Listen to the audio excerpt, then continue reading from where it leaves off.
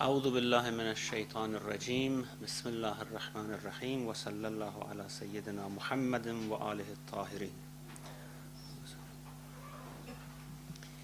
We were discussing verse number 21 of Surah Saad about the story of the conflicting parties who came to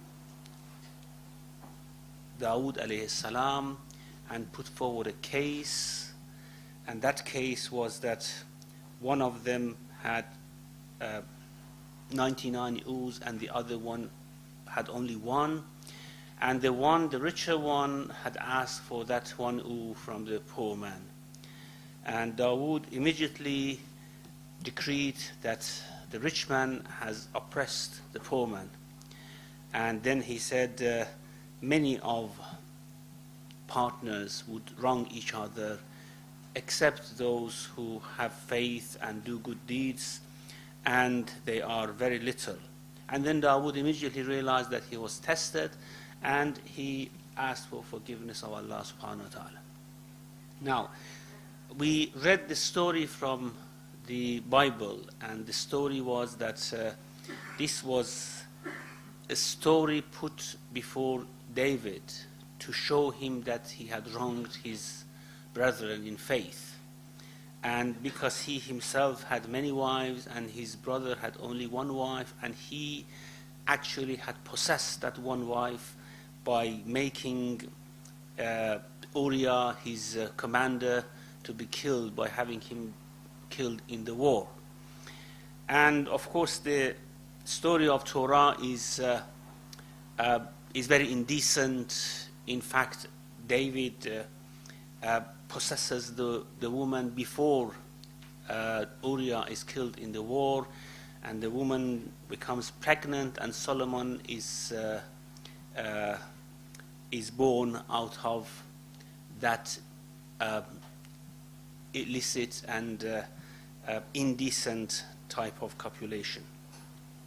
Now, I mentioned that in our stories something similar has penetrated into the books of tradition, and the only thing which is taken out are the illegal actions of David, actions which are not seen to be according to Sharia, and that is he does not marry the woman before Uriah is killed in the war, and after he's killed and after the iddah of the woman is over, he marries that woman. However, he possesses the woman, he possesses Bathsheba by having Uriah killed in the battlefield. Now, we had, of course, this is widely believed by exegetes from Ahlul Sunnah. We had a couple of hadith from Shiites, from Imam al-Rida alayhi salam and from Amir al-Mu'mineen, who condemned this story very strongly. Even Amir al-Mu'mineen had said that anyone reporting this story, believing that this is what David has done, I would punish him twice with 2 hads, one because of course, qadhf, and the other one is because of attributing to prophets something which do not deserve them.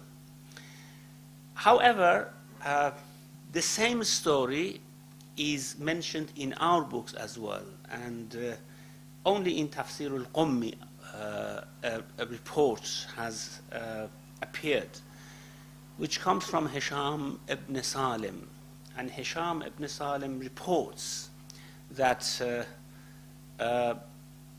the same story as is in our Sunni exegesis books, taking out the very indecent parts of the story of adultery and such things, which of course never Muslims would believe in these things, either Sunni or Shia, whether they are Sunni or Shia, they would not accept these things about the prophets.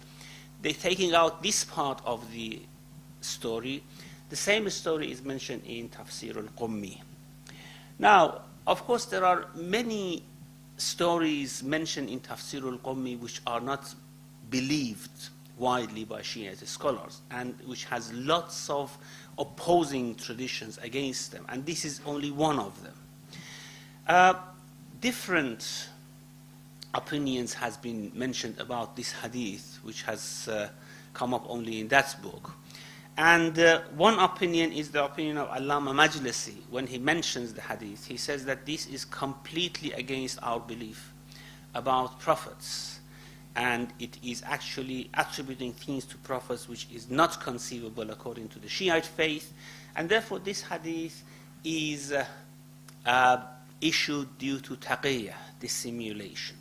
However, one cannot imagine what type of taqiyya would be possible in such cases. It is possible to think that in a juristic occasion, in a juristic decree, taqiyya would become necessary because, for example, if Imam mentions something to one of his companions and that companion goes and practices that type of action, he would be in trouble. Therefore, Imam alayhi salam makes taqiyya, doesn't mention something against the widely believed ideas of the wider society, so that the Shias are not endangered by practicing those things. This is the meaning of taqiyya mainly. Not that Imam was worried about himself, but worried about those people who wanted to practice those actions. But this is a story which, of course, would not be imaginably endanger anyone by not believing in such things. Other justification has been made for this as well. One is that Hisham ibn Salim, of course, was a scholar who was very much mixed and interacted with Ahl Sunnah. And the Imam actually in the hadith is giving the story according to Ahl Sunnah, maybe to condemn the hadith, but the last bit of it is not mentioned. Only the story according to Ahl Sunnah is mentioned, just to show Hisham ibn Salim how appalling and indecent the story has been mentioned in the books of widely accepted scholars of Ahl Sunnah. And there should be something in the hadith which is missing, because it goes against all other traditions reported in Shia books about the story of Dawood. And therefore, the justification would be that this is an incomplete hadith. A part of it has been mentioned in which Imam alayhi salam reports what Ahlul Sunnah have mentioned in their books about the story. However, the other part is not mentioned. Well, this might be possible, might be otherwise. Some other scholars have tried to somehow say the story might be acceptable by some justifications. Of course, as I said, it is opposed by traditions from Imam al-Rida alayhi salam, Amirul Mu'mineen, and other traditions. Is very vehemently opposed such a story. However, just to say, okay, we want to accept this tradition from Tafseer al-Qummi, what justification could be given to it? Now, the justifications are as such. One is that actually David did not commit any sin. By viewing that woman, he only wished that she was his wife. And of course, he didn't think that this is possible. He just wished that she was his wife. And just having this type of imagination in his mind was not decent for him as a prophet.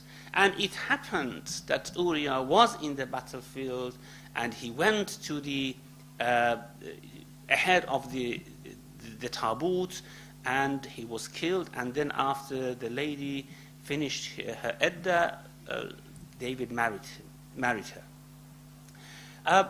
Well, this might be the case, because it is possible that a prophet just wishes something. And we have almost the same story about the Prophet with regards to Zainab bint Jahsh that we have in the stories that Prophet wished that he had married Zainab bint Jahsh, and it happened that Zayd wanted to divorce Zainab, and of course Prophet was advising him not to do that, but it eventually happened, and then Prophet later on married Zainab bint Jahsh. Something similar has been made about this story. However, it doesn't explain everything which is in the hadith. Like, for example, David was praying, and in the prayer he was distracted by a bird and coming up, looking at a naked woman. These are not explained by this type of justification, except if we say that, of course, the justification is about that very indecent part of the story, and other parts are maybe not very important. The other justification which is given for the story is that David actually, even this did not happen for David, this type of wishing to have the wife of another man. However, Bathsheba was not married at all. Uriah had asked for her hand, and of course it was a custom that if someone had asked for lady's hand, that lady could not have married to anyone else. And Uriah went to the battle, and while he was still alive, David asked to marry Bathsheba. And since, of course, David was a very highly esteemed personality, she did not dare to say no, and she went against the custom and accepted to marry David, although she was somehow engaged with Uriah. And then, of course, Allah rebuked David for what he did in the story. Now, these are different things that we can say to justify the story if we accept the story the way it is mentioned in our books of tradition. However, as I said, this seems more like an infiltration of the story from Torah, taking the most indecent and unacceptable parts of it and making it somehow Islamizing the story in a way that it could be accepted according to our views about the prophets, and then giving a justification for this example which is given in verse number 21 of the Quran. I think, in conclusion, just to sum up what we believe about this, as Shiites, we believe that the hadith in Tafseer al-Qummi is not acceptable. It is opposed by other ahadith. And the story is somehow an infiltration of Israeliyat into our books. And as Imam Rida alayhi salam says, this is about the way David should have ruled as a judge among the people. And Allah is teaching him how he should behave when he has been put as a vicegerent, as a deputy of God on the earth to judge between the people, as a rightful judge, how he has to deal with cases. And therefore, the story is completely different. What comes in the Quran, the context of the Quran, is also the verse before that and the verse after that is about judgment, is about David being a judge, Allah asking him to judge amongst the people in a rightful way, and therefore it is very improbable that another story is inserted between the verses which are talking about something else. It is actually bringing something out of context, putting it into this context, which makes the whole issue not understandable and vague. The flow of the verses would not allow such a story to be there. This is just to sum up how we can view this verse. Now, I think we covered the story itself in the Quran, didn't we? about how the Malakain came to David, and they mentioned their case, and David decreed and judged between them, and he immediately realized that he was being tested, and he repented to Allah subhanahu wa ta'ala. Now, then the next verse says, after Dawood repented, Allah says, فَغَفَرْنَا لَهُ ذَلِكَ وَإِنَّا لَهُ عِنْدَنَا لَزُلْفَى وَحُسْنَ مَآبٍ. Therefore, we forgave that for him, and most surely he has a nearness to us and an excellent resort on the day of judgment, of course. إِنَّ لَهُ عِنْدَنَا لَزُلْفَى وَحُسْنَ مَآبٍ. The forgiveness, of course, readily is given to David, because this was something that he had to learn. That does not rush according to what he thinks, what he imagines is right, and he has to completely listen to both parties, to both litigants, before issuing any decree or any verdict in his judgment. And of course, for him, there is nearness to us. This verse is mentioned towards the end of the surah about muttaqin as well, but with a slight difference. In verse number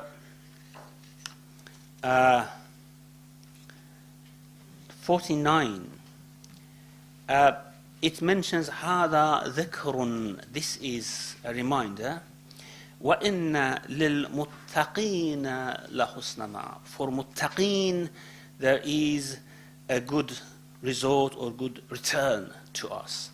However, the slight difference is that about the prophets, including David, God says, إِنَّ لَهُ عِنْدَنَا, besides from husna ma'ab, a good return, la zulfa. So there are two things mentioned about the prophets, one thing mentioned about muttaqin. Muttaqin would have husna ma'ab, a good return, a good place of abode, a good resort beside Allah subhanahu wa ta'ala. This is their place. But specifically for the prophets, there is a closeness as well. And this shows that, of course, Allah deals with these people in a specific way because of their closeness. The closer you are, more restrict Allah subhanahu wa ta'ala is the way He deals with you, the way He tries to rectify you. He, of course, does not overlook many things, many actions or many mistakes that a person might make when they are very close to Allah subhanahu wa ta'ala. Because, of course, you have to be completely purified of evil if you want to remain in that state of closeness. As I said, Allah subhanahu wa ta'ala is pure Himself. No evil can remain, can stay beside Him in vicinity or closeness to Him. And therefore, whatever is evil is driven away. And for these people of closeness and nearness to Allah subhanahu wa ta'ala, the life is very difficult, of course. What they endure in the life, how they have to look after their hearts, is very difficult, and probably we cannot imagine how they strive to keep that position of closeness to Allah subhanahu wa ta'ala. So about David, he says, إِنَّ لَهُ عِنْدَنَا لَزُلْفَى. He has closeness and nearness to us, whether here or in the day after, in both cases. Now, Allah says, وَإِنَّ لِلْمُتَّقِينَ لَحُسْنَ مَآبٍ. This story which is mentioned here, you cannot imagine that a person of piety would, the story as it's mentioned in the Bible, or as it's mentioned in some of our riwayat, that a person of piety and taqwa would commit such thing. What about a person of closeness to Allah subhanahu wa ta'ala? It is not imaginable that these stories could be ever attributed to these people. So he has inna lahu indana la zulfa. With us he has zulfa. Now this indana, of course, would beside us, with us, would somehow insinuate that this is about the hereafter. When they come to the next world, of course, they are completely different from other people.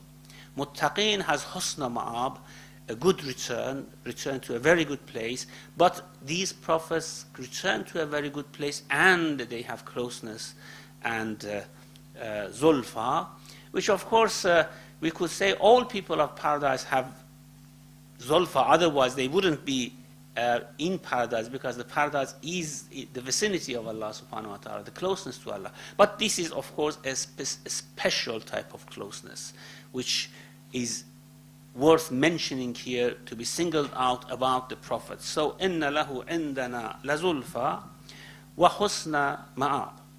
Now, the next verse then explains why this very severe test was made, why Dawood was put into this very severe test. Ya Dawood, inna ja'alnaka khalifatan fil ard فاحكم بين الناس بالحق ولا تتبع الهوى فيضلك عن سبيل الله.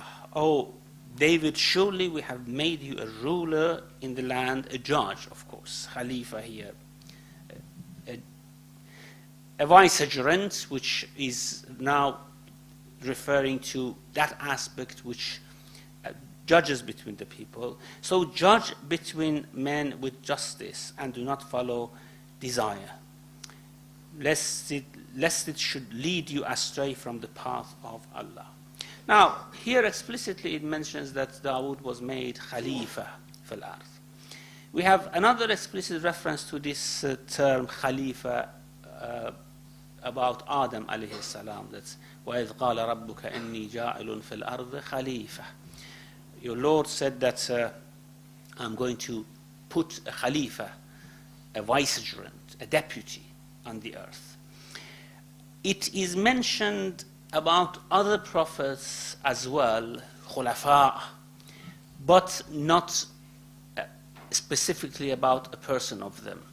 Those people who are mentioned specifically as Khalifa of Allah subhanahu wa ta'ala are Adam alayhi salam and Dawood alayhi salam. However, we know that this is a position given to all prophets. Now, this concept of Khalifa is a very important concept in the Quran. And especially in the Shiite faith, it finds a very colorful, a very outstanding importance in the whole structure of Shia belief, that someone is Khalifa of Allah subhanahu wa ta'ala on the earth. In our ziyarah of the Prophet of A'imma alayhimus salam, we also mentioned that they are khulafa'ullah fi ardh. These are vicegerents of Allah subhanahu wa ta'ala on the earth. If you remember in a khutbah of Nahjul Balagha, Amirul Mu'minin talks about some people with full knowledge of everything, in whose heart knowledge is accumulated, but they cannot mention it to anyone. And then he says that أُولَٰئِكَ خُلَفَاءُ اللَّهِ فِي أَرْضِهِ. These are the khulafa of Allah, the vicegerents of Allah subhanahu wa ta'ala on the earth. Now, what's the meaning of vicegerent, Khalifa? Of course, Khalifa, if we consider it from the perspective of the duties, we can say that there are things that Allah subhanahu wa ta'ala wants to make on this earth, or wants to do on this earth among the people. However, he doesn't do it directly. He appoints a deputy, a vicegerent, or a regent, just if we think that Allah subhanahu wa ta'ala is a king, but this king is absent from among the people.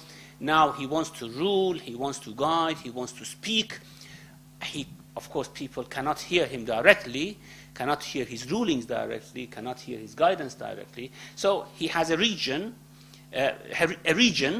and he has a vicegerent who speaks on his behalf. This is the function of Khalifa. And therefore, Khalifa is someone who does things on behalf of God. This is the main function of a Khalifa. Otherwise, no one could be a Khalifa. And this idea that human beings in general are Khulafa of Allah subhanahu wa ta'ala, are Khalifa, is wrong. because some human beings on this earth are Khalifa of Shaitan rather than Khalifatullah. And they behave and they act on behalf of Shaitan rather than on behalf of Allah subhanahu wa ta'ala. And usually explaining the verse about Adam that Allah said, وَإِذْ قَالَ رَبُّكَ إِنِّي جَاعِلٌ فِي الْأَرْضِ خَلِيفَةً, I'm going to put a vicegerent on the earth. Thinking that every human being and all children of Adam are therefore Khalifa of Allah subhanahu wa ta'ala on the earth is wrong. Now, why I say this, you might find this funny even to mention it, because among some Muslim scholars, the idea has come about the nobility of human being and saying that human being is Khalifa of Allah subhanahu wa ta'ala. Every person is a Khalifa of Allah subhanahu wa ta'ala on the earth. Of course, even if one member of the human race is Khalifa of Allah subhanahu wa ta'ala, that's enough for nobility of human being and human race. We don't need to extend this to everyone. However, we have to know that since Khalifa has a very real meaning, it means that someone acts on behalf of Allah subhanahu wa ta'ala on the earth. So it is a very high position that could not be given to people of low standing, low faith, people who have no closeness to Allah subhanahu wa ta'ala. So looking from the perspective of the functions that the Khalifa should do, we can say that whatever Allah wants to convey to other people, whatever Allah wants to do on this earth in human life and in human society, with human tongue and with human action, then he would choose a Khalifa from among the people to do that. Prophets are also Khulafa'ullah on the earth because they convey his message, they speak on his behalf. They don't speak on their own behalf, certainly, when they are guiding the people. So they are Khulafa'ullah. It is possible to say that in some occasions Allah might make a person to be his Khalifa in one very, very specific act that he wants to delegate to them, like some acts that Dhul Qarnayn did, for example, although he was not a Khalifa of Allah subhanahu wa ta'ala, but there were specific acts delegated to him to do. We might say in those specific acts he was a Khalifa of Allah doing things on his behalf. However, absolutely, if someone becomes Khalifa, meaning whatever they do, they have a type of mission from Allah subhanahu wa ta'ala to do it, then they are Khulafa'ullah in general, in an absolute sense. Now, how a person would become a Khalifa? I mean, what qualities should a person have to become a vicegerent of Allah subhanahu wa ta'ala, a regent on the earth, so to speak? Well, the verse about Adam clearly mentions what qualities a person should have to become a Khalifa of Allah subhanahu wa ta'ala. And this is what actually the angels questioned when they put the question before Allah subhanahu wa ta'ala. Why do you put someone as your regent on the earth? Someone who shed blood and make mischief, because they were seeing how human beings are going to behave. However, they didn't know what is in the inner part of, in the innermost layers of the soul of a person who becomes a Khalifa. And that was a knowledge that Allah had given them to represent all his names. And therefore, when Allah wanted to answer the question or the objection of angels, why are you putting someone as a vicegerent who sheds blood and makes mischief, he said that إِنِّي أَعْلَمُ مَا لَا تَعْلَمُونَ, I know something that you do not know. So therefore, that aspect of Adam, which distinguished him from his children, his mischievous children, of course, was something which was hidden to the angels. And that aspect was what is explained in the following verse, that وَعَلَّمَ آدَمَ الْأَسْمَاءَ كُلَّهَا ثُمَّ عَرَضَهُمْ عَلَى الْمَلَائِكَةِ. He taught Adam all the names. Now, all the names might mean all his names or all the names of things which are manifestations of his names. Both come back to the same meaning. So if someone is going to be a Khalifa of Allah subhanahu wa ta'ala, he should know all the names of Allah subhanahu wa ta'ala, all the names which are possible for a human being to know, in the capacity of human being. So the verse says, وَعَلَّمَ آدَمَ الْأَسْمَاءَ كُلَّهَا. He taught Adam all the names. ثُمَّ عَرَضَهُمْ عَلَى الْمَلَائِكَةِ. Then he put forward those names before the angels. فَقَالَ أَنْبِئُونِي بِأَسْمَاءِ هَؤُلَاءِ إِن كُنْتُمْ صَادِقِينَ.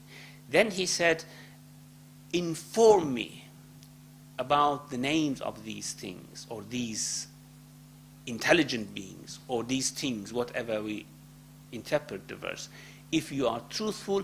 And they did not know. قَالُوا سُبْحَانَكَ لَا عِلْمَ لَنَا. We do not have knowledge. So what distinguished Adam from the angels was that knowledge given to him.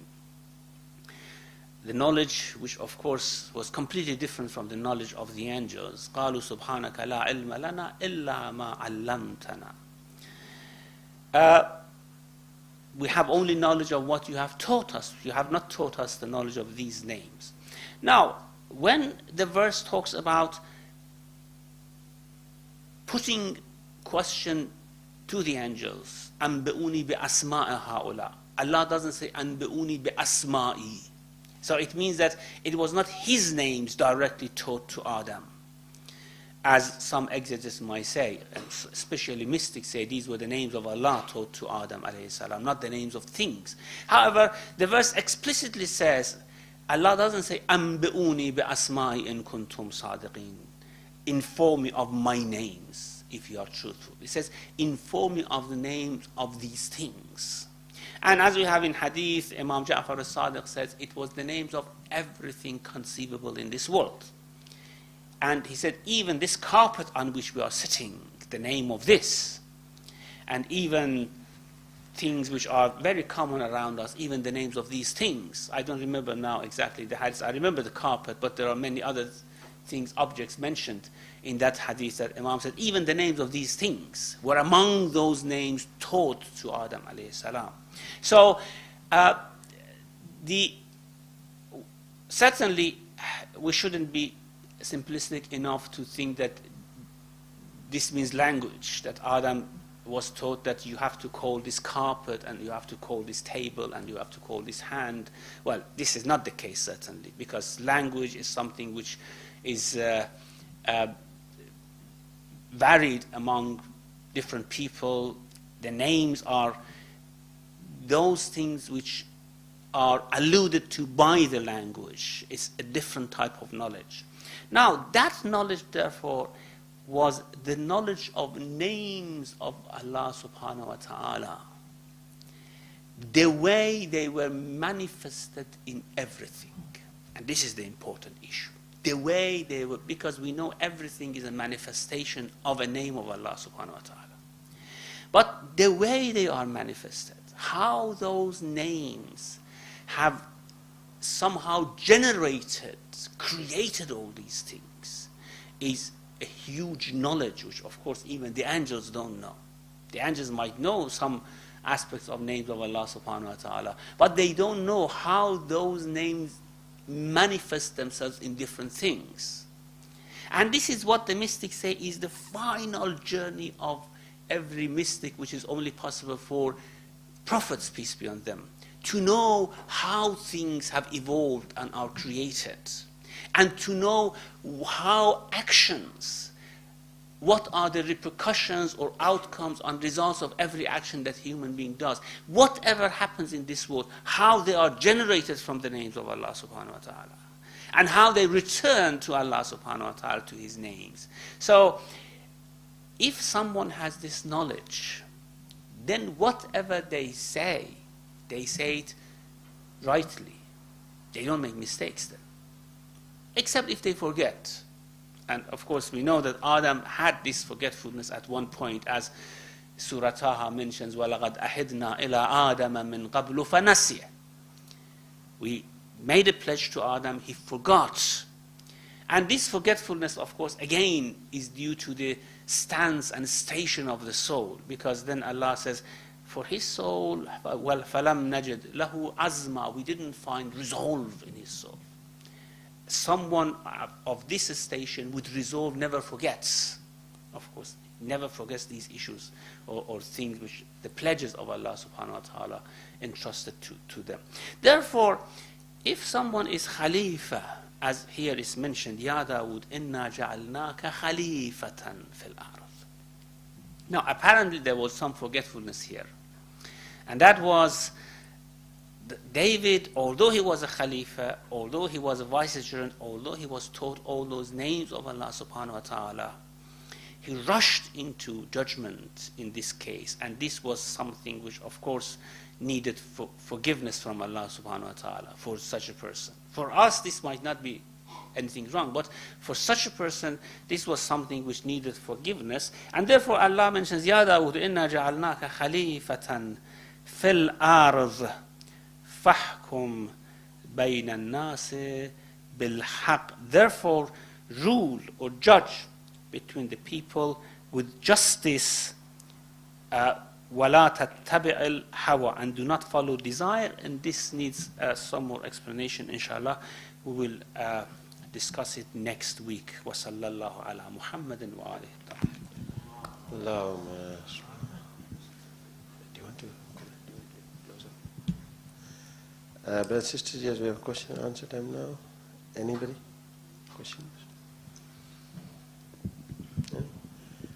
Sheikh, I'm not very clear about what was the story of Prophet Dawood that he made a misjudgment and regretted and repented. What was the story? The misjudgment was that as soon as the poor man said that this is my brother, either the blood brother or brother in faith, and he has 99 ewes and I have only one, and he has forcefully taken that out of my hand, فَقَالَ أَكْفَلْنِيهَا, he said, give it to me, وَعَزَّنِي فِي الْخِطَابِ, and he had power, he forced it out of my hand. And Dawood, instead of waiting and hearing the other side of the story coming from that rich man, he said, he has wronged you.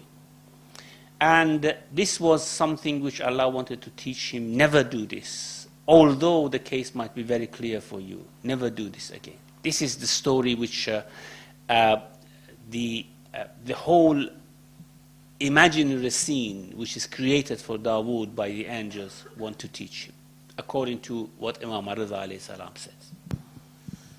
Thank you. Any brothers, sisters? Safraz? Sheikh, obviously we are told of the high station of the prophets to a level that even when they make these apparent mistakes, we don't understand them. What is the purpose of Allah giving us these stories of the prophets who make mistakes? Because surely He knows that we cannot understand them, and all we're likely to do is bring them down to our level. As I mentioned, this surah specifically is addressing wrong stories which were mentioned in the Bible about the prophets, and is rectifying them and saying what was the true story. It says there was a source for these stories, certainly, but the way it is presented in the Bible is totally false. And these people, إِنَّ لَهُ عِنْدَنَا لَزُلْفَى وَحُسْنَ مَآبٍ, could not have committed those things. So it is actually a comment on the stories in the Bible.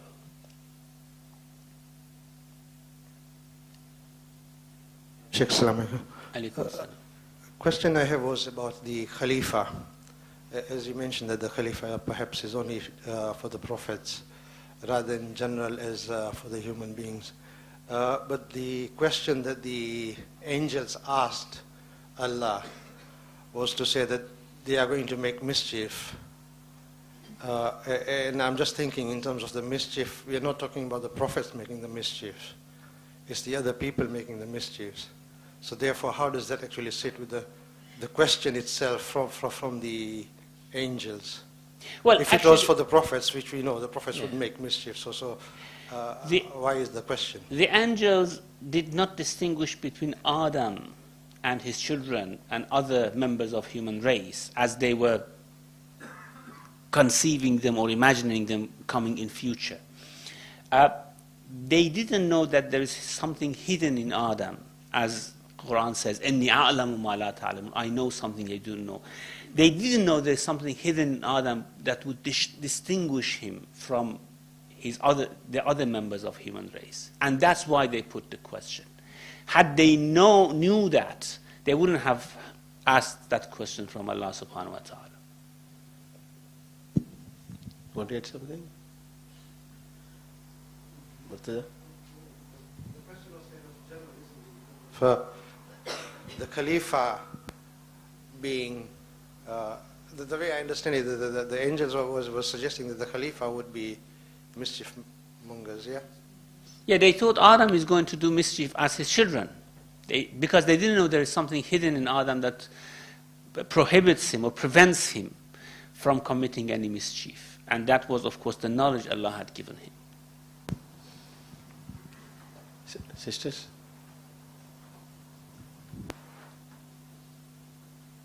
Alaikum, Sheikh. What I'm trying to understand is, you mentioned that everything emanates from Allah subhanahu wa ta'ala and the eventual return is to Him. So does it mean that everything is imbued with the spirit of Allah subhanahu wa ta'ala? Is that what it is? And there is a specific knowledge of how this happens, which the prophets know. Is that what it is? With the spirit of Allah, you said? Yeah. I mean, the names, the names of things, what are the names of things? I mean, and the knowledge of names of things. Yeah. Well, you know, the names of Allah subhanahu wa ta'ala are different from His essence. Yeah. Of course, we don't believe that Allah has a spirit, because if we think that He has a spirit, then He has to have something different from that spirit on which the spirit sits. And therefore, we can't say that Allah has a spirit and something else.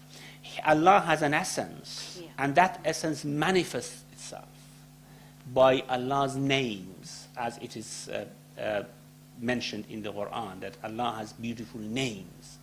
And those names, of course, are not literal names which we utter in language. They are things, they are manifestations which speak of Allah's beauties, of Allah's attributes. These are the names of Allah subhanahu wa ta'ala. Now, everything that we see in creation are manifestations of those names. How those names have been manifested in these ways, why they have been manifested in these ways. For example, how the mercy of Allah subhanahu wa ta'ala is deciphered. Rahmaniyya is deciphered in creation, and Rahimiyya is deciphered in guidance. How it happens, we don't know. What are the relationship of different things to different names of Allah subhanahu wa ta'ala? We don't know. This is the knowledge which was taught to Adam, how these things happen. Usually the mystics say that mystical journey has four phases, 4 stages. The first stage is when you start traveling from yourself to Allah subhanahu wa ta'ala. And that is when you completely annihilate your selfish aspects. And by annihilating your selfish aspects, by evacuating your heart from any selfishness, you allow the knowledge of the names of Allah subhanahu wa ta'ala to come into your heart. And actually you practice in a way which is godlikely. And this is what they call fana, annihilation. They say this is the end of the first journey, the stage of the journey to God. You reach God now, and you completely identify yourself with His names. In fact, His names would act in you in a way that you become manifestation of His names, your actions, in a human form, of course, not that you identify with Him, in a human form. The second journey is when after you have completely freed yourself of yourself, Allah will take you in a tour of showing you His names, His world, the way names act and all these things, but not the way things are created yet. That's the second stage. The third stage is when Allah brings you down back to the earth, by showing you the stages of creation. And this is what is mentioned in the Quran about Ibrahim. وَكَذَلِكَ نُرِي إِبْرَاهِيمَ مَلَكُوتَ السَّمَاوَاتِ وَالْأَرْضِ. Not his name, not his knowledge, the malakut of the heavens and the earth, the way things are connected to Allah, to his names. He was showing them. And the fourth stage, they say, which is impossible for an ordinary human being but a prophet, is also knowing how actions would result in closeness to Allah and in being distant from Allah subhanahu wa ta'ala. What are the repercussions of every action? How things work? Why, for example, you make a slight mistake, then Allah would give you a child which is blind? Why? What are the relation of these things, for example? Why you slap someone and then at the end of your life, for example, you get a disease which is uncurable, for example? How these things relate? How the hikmah of Allah works? These are the things that we never can know, of course. But for prophets, they can realize the relation between all these things. And these are all actually interaction of the names of Allah with each other. This is what they realize. And this is how they are completely immune from making mistakes. Of course, they shouldn't follow their hawa. If they follow their hawa and desire, all these things would go away. Sister, you want to add something? Or happy? Because I had a very similar question in my mind. Zuhair?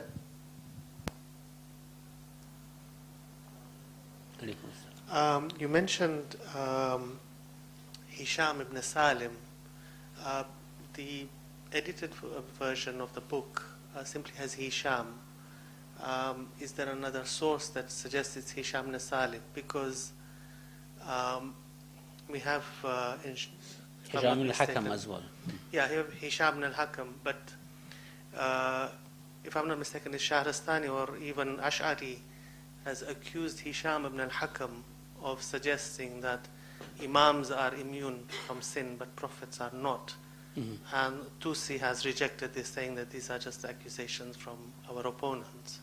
So is there, No, usually, our riwayat, for example, mentions Ali from Hussein, from Ahmad, and of course we have tens of Alis, tens of Husseins. How the traditionists distinguish, and they have written books about it, is that when you see the term Hisham, how you distinguish whether this is Hisham ibn Salim or Hisham ibn Hakam? They say, okay, we see who is reporting from this Hisham, and who is the person from whom the Hisham is reporting. And by placing him in this type of chain, or even there are some chains that never report something from Hisham al-Hakam, only from Hisham ibn Salim, by going through different chains of transmissions. So here the chain shows that the person which reports from Hisham is the one who always reports from Hisham ibn Salim, not from Hisham al-Hakam. And that's how they distinguish. This was Hisham ibn Salim. And they have mentioned very explicitly that this is Hisham ibn Salim, not Hisham al-Hakam. No, the only other thing was, you mentioned about the book of Samuel and Kings in the Bible. But what is considered to be a later book, well, by Orientalists, obviously by believers, they would consider the whole lot to be one and the same. But the book of Jubilees has the story of David, and it has completely omitted the story of Dawood and the book of? The book of Jubilees has completely omitted this story altogether. Would you have some comments on that? No, I don't know. I don't know about this. No, sorry.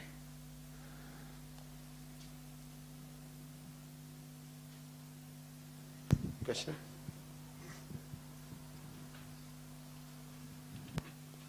Sheikh, this concept of the names, isn't it all human beings have been given these names, but it's our test to unearth these names? The levels of the names. Not automatically, of course. If all human beings are given these names, not automatically.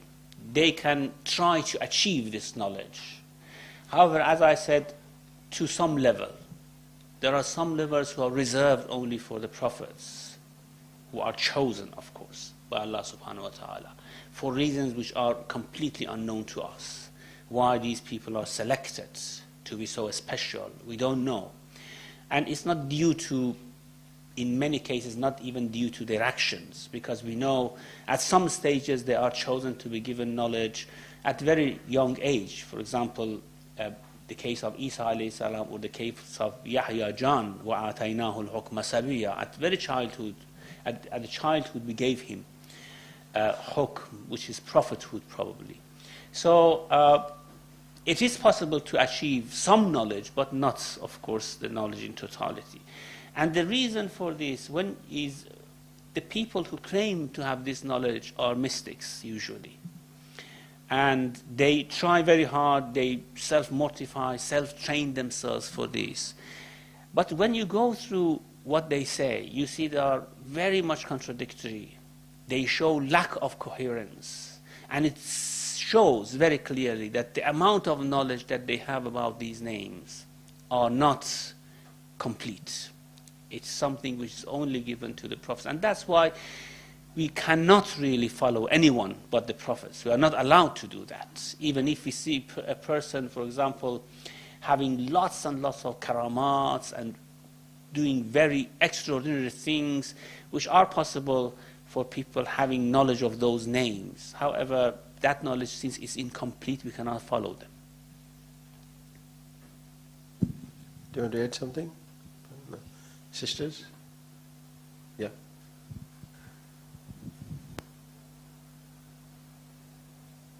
Assalamu alaikum. I just want to know about the angels when they say that the men will make mischief on the Khalifa. So how did they know that? There are many explanations for this, but what I believe is that the angels which belong to Alamul Mithal have a knowledge which passes through the times. They can see things, as for example, we believe that the people who are dead and go to Alamul Barzakh, they can see things which have not happened yet. They somehow cross the barrier of time. And this happens for us in dream as well sometimes. We pass through the barrier of time. We see things which have not yet happened. And this is how the angels could see what is going to happen on the earth by the children of Adam. Any other? Suhail?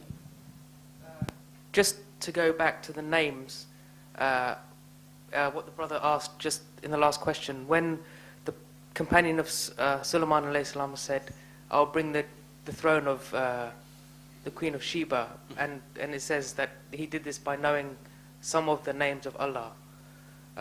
What does that mean? And also, when Ibn Hallaj says, I am the truth, was he being sacrilegious, or was this because his irfan was so high that he had obliterated his own desire and volition and was acting, as you mentioned before, anything he did would not be against Allah? Well, about Asif ibn Barkhia, the companion of Sulaiman, of course the Quran says, قَالَ الَّذِي عِنْدَهُ عِلْمٌ مِّنَ الْكِتَابِ. He had some knowledge of the book. And that book, again, is manifestation of names of Allah subhanahu wa ta'ala. So yes, anyone having that knowledge can do things which other people might not be able to do. And it depends what aspects of those names and that knowledge is given to a person. Sometimes a person might have higher degree of knowledge but not being able to do such things. And sometimes people with low level of that knowledge can perform things which even prophets cannot do, for example.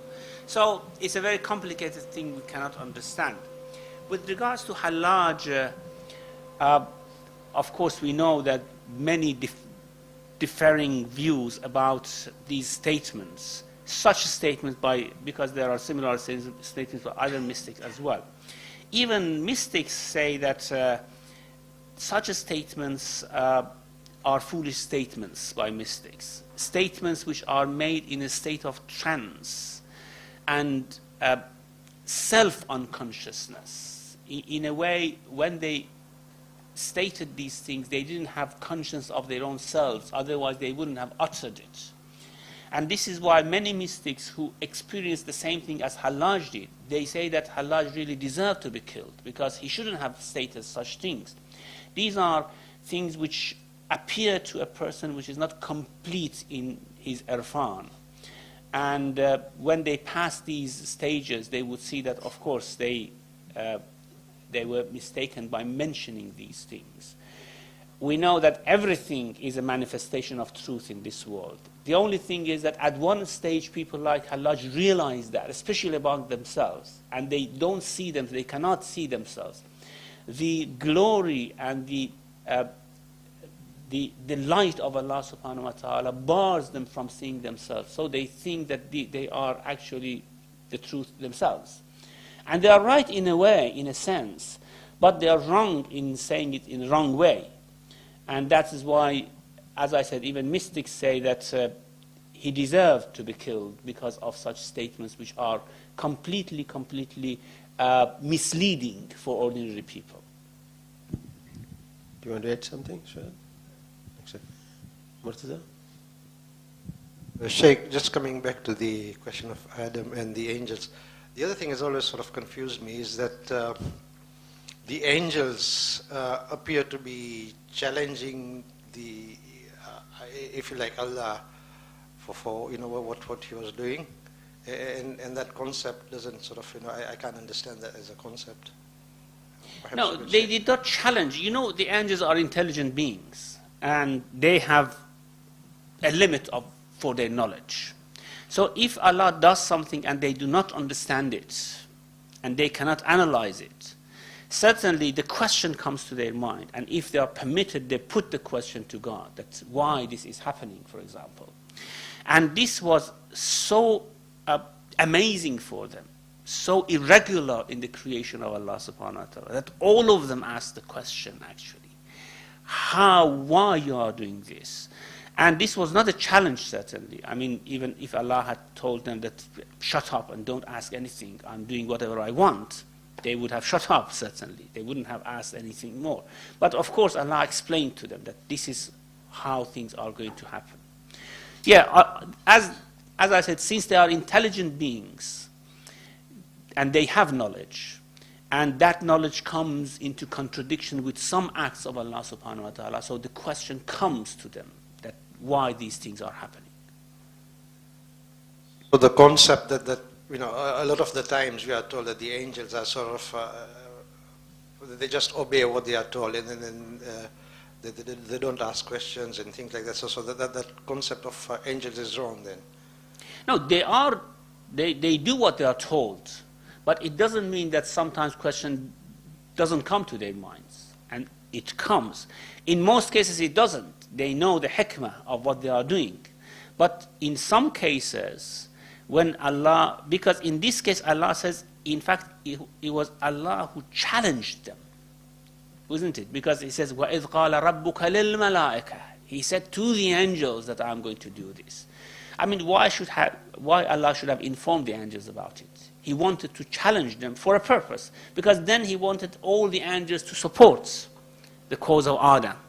And that's why he wanted them to know that this is a vicegerent, all angels should respect, should help. And you see this in the case of Mi'raj of the Prophet. Every angel in the heavens respects the Prophet and bows to him because of a knowledge which is previously given to them, that this is a specific creature, this is a vicegerent of Allah, of course the highest vicegerent of Allah on the earth. So Allah actually put the challenge to them.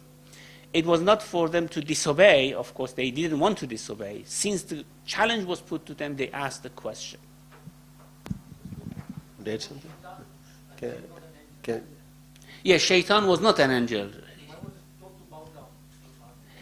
Because Shaitan was actually elevated to a level which he was worshipping with the angels. He was in a vicinity, in an area of Quds and sacredness, which the angels were.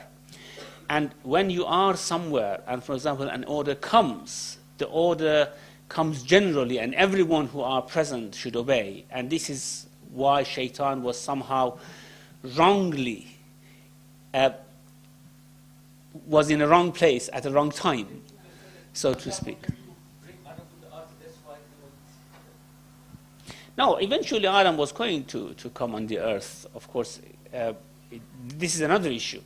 But as I said, the calamity of the shaitan was that he was in the wrong place at the wrong time, and the address came to him as well. Any sisters? Last question? No? Muhammad wa ali Muhammad salawat.